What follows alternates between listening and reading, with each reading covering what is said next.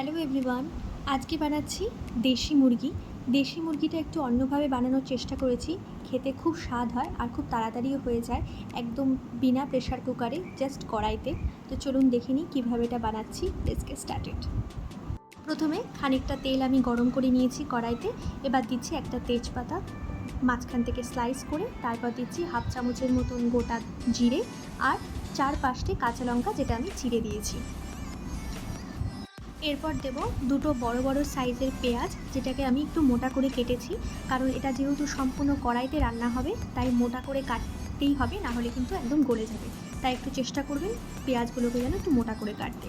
এবার পেঁয়াজগুলোর সাথে আমি হালকা করে একটু ভেজে নেব, বেশি কিন্তু আমি ভাজবো না। পেঁয়াজে যখন হালকা বাদামি কালার চলে আসবে, সেই মুহূর্তে আমি আগে থেকে ম্যারিনেট করা চিকেনটা দিয়ে দেবো। আমি চিকেনটা গোলমরিচ, সামান্য তেল আর হলুদ দিয়ে ম্যারিনেট করে রেখেছিলাম ফ্রিজে। এটা কিন্তু আমি লবণ দিইনি, লবণ দিলে কিন্তু জল উঠে যেত।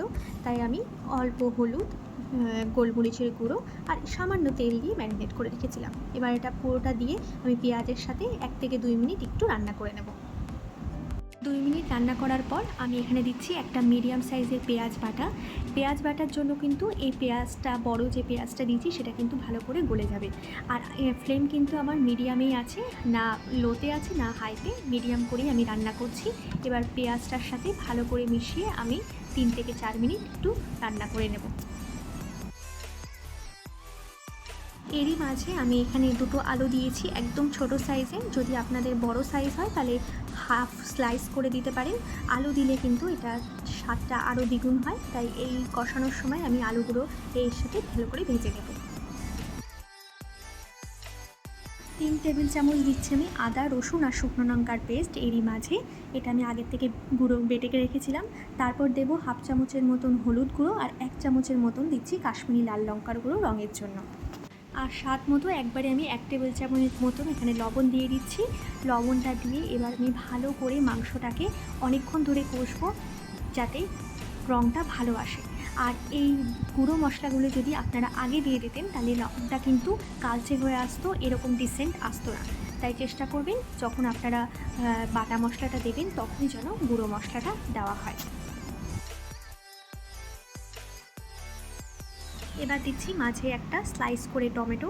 টমেটোটা যদি আপনারা আগে দিয়ে দিতেন তাহলে কিন্তু মাংসটা তাড়াতাড়ি সেদ্ধ হতো না। তাই সব কিছু কষিয়ে নেওয়ার পরই চেষ্টা করবেন টমেটোটা দেওয়ার। এবার টমেটোটাকে ভালো করে আমি গলানো অবধি রান্না করব। এবার আমি 10 মিনিটের জন্য ঢেকে দেবো, যাতে টমেটোটা ভালো করে গলে যায়। আর ফ্লেমটা কিন্তু একদম আমি লোতে করে রেখেছি। 10 মিনিট পর আমি ঢাকনাটা খুলছি। দেখুন মাংস থেকে জল বেরিয়ে এসেছে, যেহেতু লবণটা আমি দিয়েছিলাম। এবার আমি হালকা করে দুটো মশলা দেব। এবার দিচ্ছি হাফ চামচের মতন ধনের গুঁড়ো আর দিচ্ছি হাফ চামচের মতন গোলমরিচের গুঁড়ো। যেহেতু আমি শুকনো লঙ্কার পেস্ট ব্যবহার করেছি তাই আমি গোলমরিচটা কম দিচ্ছি। আপনারা যদি শুকনো লঙ্কা না ব্যবহার করেন তাহলে গোলমরিচের পরিমাণটা একটু বাড়িয়ে দিতে পারেন। এবার ভালো করে নাড়াচাড়া করে আমি আবার ঢেকে দেব 10 মিনিটের জন্য।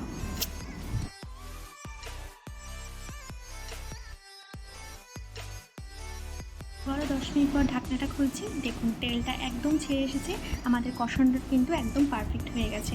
আর আলুগুলো এর মধ্যে সিদ্ধ হয়ে গেছে। এবার আমি এখানে দেব পরিমাণ মতন জল। আপনাদের যতটুকু জলের প্রয়োজন আপনারা ততটুকু জল দেবেন পরিমাণ মতো। তো আমি এখানে হাফ কাপের মতন জল দিচ্ছি, কারণ এই রান্নাটায় কিন্তু বেশি ঝোলের হয় না, তাই জল পরিমাণটা একটু কম দিতে হবে। তো এবার ভালো করে আমি নাড়িয়ে এখানে আমি মাংসটাকে সিদ্ধ হওয়া অবধি রান্না করব।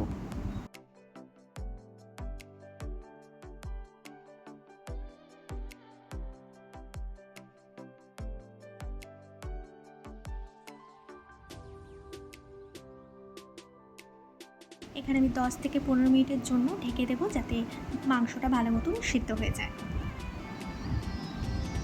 15 মিনিট পর আমি ঢাকনাটা খুলছি। দেখুন কি সুন্দর রং উঠেছে আর তেলগুলো একদম ছেড়ে দিয়েছে।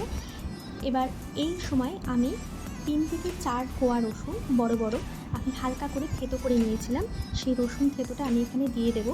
আপনারা মনে করবেন যে এই সময় রসুন থেঁতো করে দিলে রসুনের একটা গন্ধ আসবে, কিন্তু একদমই আসবে না। এই যে ভাবটা যে আছে গরম, তাতে মিশে কিন্তু রসুনটা একদম মেল্ট হয়ে যাবে।